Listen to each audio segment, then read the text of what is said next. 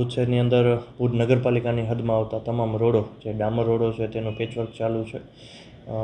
આશાપુરા માના મંદિરથી આપણે તે વસ્તુ સ્ટાર્ટ કરેલી હતી. ત્યાં જે જૂનો રોડ હતો પારેશ્વર ચોકથી પાવડીવાળા મામા સુધીનો અને આશાપુરા મંદિર સુધીનો તે સમગ્ર પેચવર્ક કરેલું છે.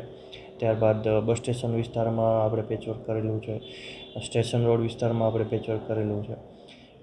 રામધૂન પાસે અને જે 2016માં રિસર્ફેસિંગ થયેલો હતો તેવો રોડ આપણે લેક્યુથી કરીને ખેંગાબાગ તેનું રિસર્ફેસિંગ ચાલુ છે. ત્યારબાદ મંગલમ પાસે જે આપણે ગટરની લાઇન માટે ખોદેલ છે તેનું આપણે પેચવર્ક આગામી દિવસોની અંદર કરવામાં આવશે.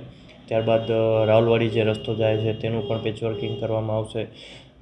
ત્યારબાદ મંગલમથી જે પેચવર્ક કરવાનું છે આપણે હનુમાનજીના મંદિર સુધી કૈલાસનગર વાળો રોડ છે તેનું પણ આપણે પેચવર્ક કરવામાં આવશે. અને ત્યારબાદ આપણે વોર્ડ નંબર 11માં જે બંને રોડ છે મુખ્ય નુરાની સ્ટીલથી કરી અને જંગલેશ્વર મંદિર સુધી અને ત્યારબાદ આશાપુરા સ્કૂલથી કરી અને ભાટિયા સમાજ વાડી સુધીનો એ તમામ આપણે પેચવર્ક કરવામાં આવશે. આરટીઓ સર્કલને જે સમગ્ર વિસ્તાર છે તે આરએનબી હસ્તગત છે, એટલે આરએનબીનું પણ જોરશોરથી કામ ચાલુ છે.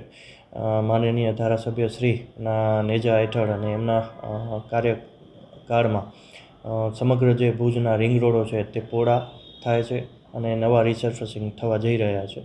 અને નગરપાલિકાની હદમાં આવતા તમામ રોડો નગરપાલિકા કરશે અને આરએનબીને હસ્તક જેટલા પણ રોડો છે તે આરએનબીનું અત્યારે કામ પણ કાર્યરત છે. આપણે 2.5 વર્ષ પહેલાં લોકો માટે કીધેલું હતું કે અમે પહોળા રોડ કરીશું, નવા રોડ કરીશું, ભુજમાં સાફ સફાઈ રહે તેનું ધ્યાન રાખીશું.